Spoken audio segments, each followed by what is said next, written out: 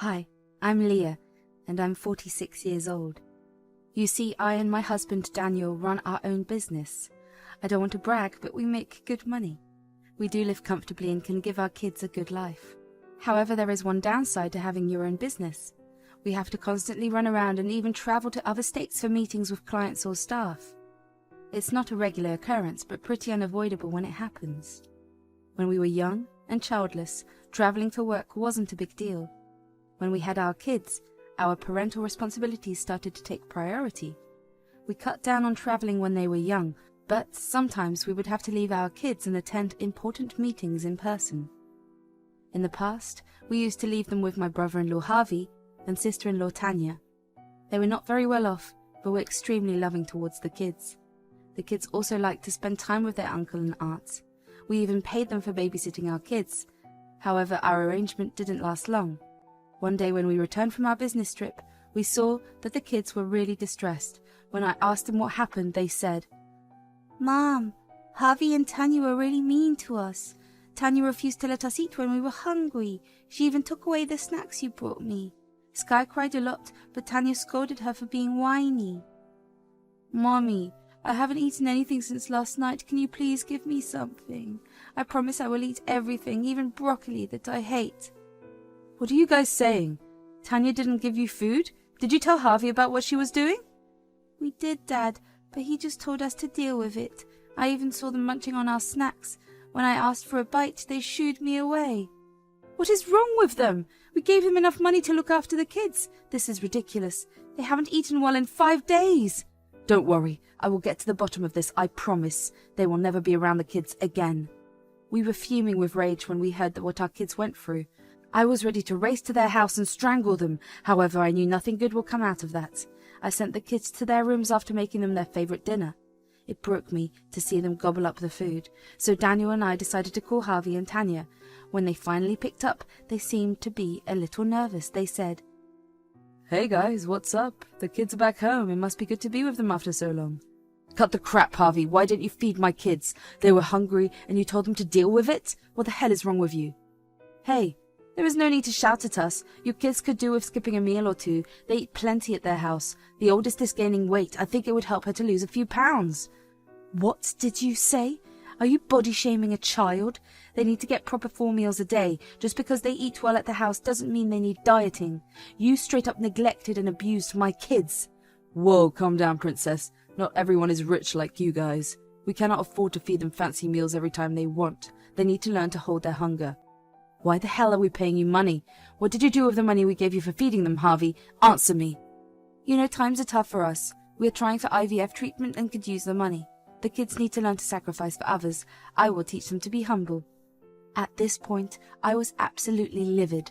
They starved my kids so that they could start their own family? How do you neglect kids and then expect to be a good mother in the future? I called them every name in the book. I spared no one. Even my husband was having a hard time calming me down. Harvey and Tanya just kept defending themselves, calling me a drama queen. Daniel simply told them not to contact us anymore and said they will never see the kids again.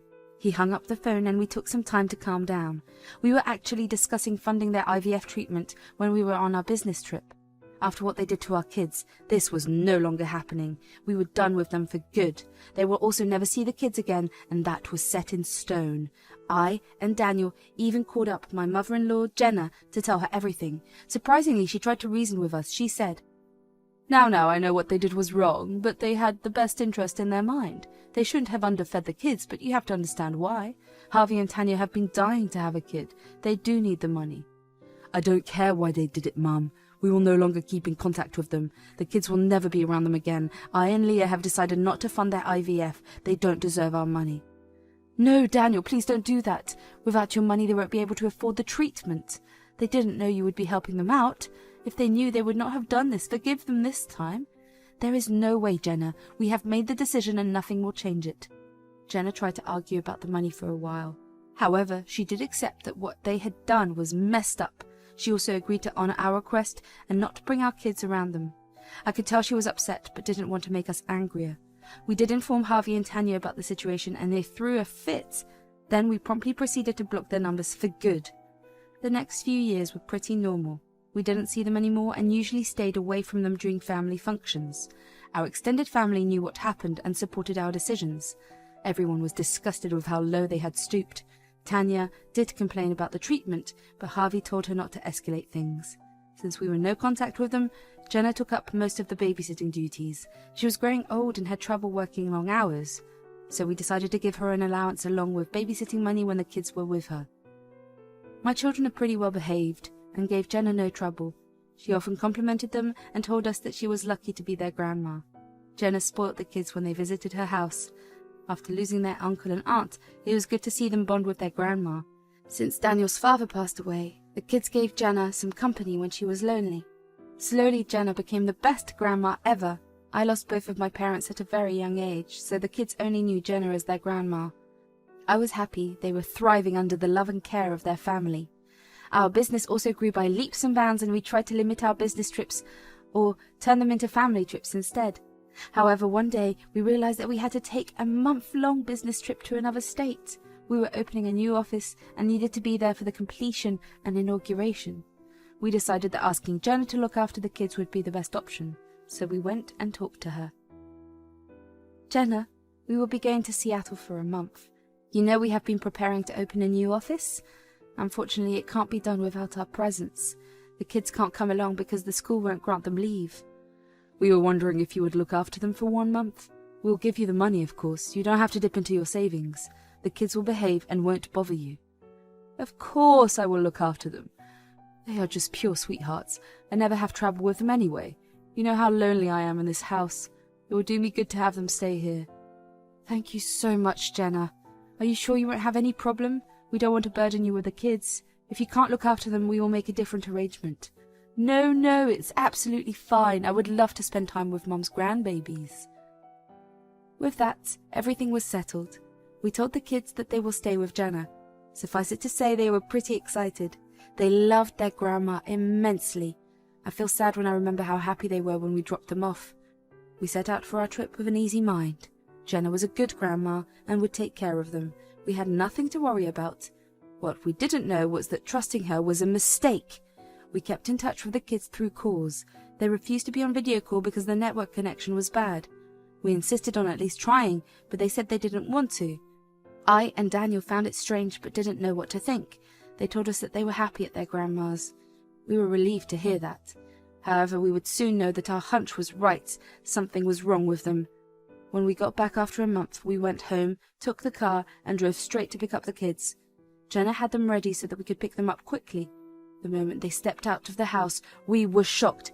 I said, "Kids, why do you look so miserable? You look like you have lost weight. What is wrong, baby?" "Mom, I want to go home. Please, let's go home." "We are here, kids. Don't worry. We'll be home very soon. Where is your grandma?" "She told us to wait outside for you. Dad, we really want to go home. Please don't ask me anything else. We can't stay here anymore." I held my kids as Daniel drove off. They felt really thin when I hugged them. They clung to me and hid their faces in my arms. We sat in the back because they were refusing to let me go. My mind immediately went to the time Harvey and Tanya were starving them. I didn't say anything because I didn't want to upset the kids anymore. Daniel was also nervous and kept looking at the kids from the driver's seat. We sped home and took the kids inside. The first thing they did was run straight to the kitchen. When they opened the fridge, they found nothing. We had cleared the fridge because we weren't going to be home for a month. The moment they saw the fridge, Sky just started crying while Bella stared blankly at it. At that point, I knew what had happened. I just couldn't keep the tears anymore. I helped them and cried as Daniel practically ran to the nearest food store. I tried to calm down the kids and gave them some cookies that were in the cupboards. They were just finishing the cookies when my husband arrived. We sat them down and told them to eat what they wanted. I had to literally stop Sky from eating too fast. Daniel just stared at the kids with the saddest expression on his face. He was starting to tear up and I could see that well enough. I said, "Daniel, you need to keep it together for the kids. They are the ones who are hurting the most. Once we know, we will do what is necessary." "I'm trying, Leah. I just can't believe my family could do this to the kids. I shouldn't have trusted them." "Let's not jump to conclusions, Daniel. We left the kids there because Jenna was a loving grandma. Even the kids insisted on being with her. Let's wait for them to tell us what happened." Bella and Sky cleaned the plate in no time. We told them to rest and then we would talk.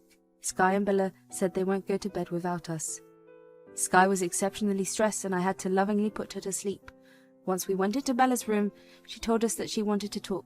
She didn't want her sister to recount their nightmare again. I said, "Go ahead, Bella. If you want to tell us now, we won't stop you." "Bella, please tell us what happened. You don't have to worry. We will make it right. Just tell us." "Mom, Dad, Grandma starved us as Harvey and Tanya did. She never fed us for more than 2 meals a day. Even then she gave us half portions and wouldn't let us take more. The entire month we were only eating canned beans and 2 pieces of toast. She also refused us to give us lunch for school." "What? Jenna did this to you? Oh my God, how did you manage to eat at school?" "My friends shared some food. On the first day I brought some snacks for my allowance, but Grandma took them away. She also took the remaining money and told me that children should not have money. Sky was having a rough time dealing with hunger. I used to leave some of my food for her, but it wasn't enough. We begged Grandma for food. She didn't listen to us."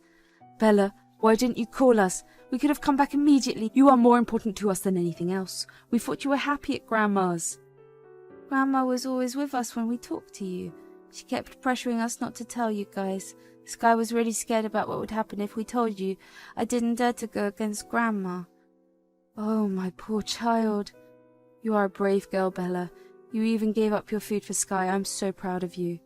"Don't worry, Bella. You don't have to see Grandma again. I won't let her get away this time. I can't believe she did exactly what Harvey did to you guys. Looks like she didn't learn at all." "Harvey and Tanya did come over to Grandma's before you came back. I heard their conversation through the door. Grandma gave them money for some treatment. I'm not sure what it is. I was too scared to listen for long." "What? So Jenna was taking our money and starving our kids for them? This is unbelievable. We let them go east last time. We won't do it now. Don't worry, Bella. We will deal with this. From now on, you will always travel with us. We won't leave you behind no matter what. What is the point of working hard if my kids can't be safe?" "Yes, Bella, you can go to sleep now. We'll be back after some time. Dad will bring over some food before we leave. You can go eat if you want." We kissed Bella goodbye and went to pick up some food. The entire time we were discussing how we can punish them. Once we restocked our fridge, we raced to Jenna's house. She looked frazzled and welcomed us in. The moment we walked in, we saw Harvey and Tanya sitting on the couch. I was so mad. I said, "Oh, look who we have here. Did you come back for the rest of the money? Must be fun stealing money from children and making them starve for your benefit." "Leah, don't talk to them like that. They are guests." "Mum, it is you who has disappointed us the most. You starved my kids for them. How could you do this to your own grandchildren? I thought you loved them." "Stop overreacting, Daniel. The kids are fine. They were fine the last time as well. Don't act like I killed them or something. Harvey and Tanya needed the money." "I don't care if they need the money. Who are you to steal from my kids and give them my money?" "How can you talk about us like that? Do you know how hard it is to have a child? We needed the money. If you had helped us, this wouldn't have happened." "Yeah, you and your spoiled kids needed a good lesson. You always flaunt your wealth and give us scraps. We want the real deal now. At least Mum did something to take that money out of you."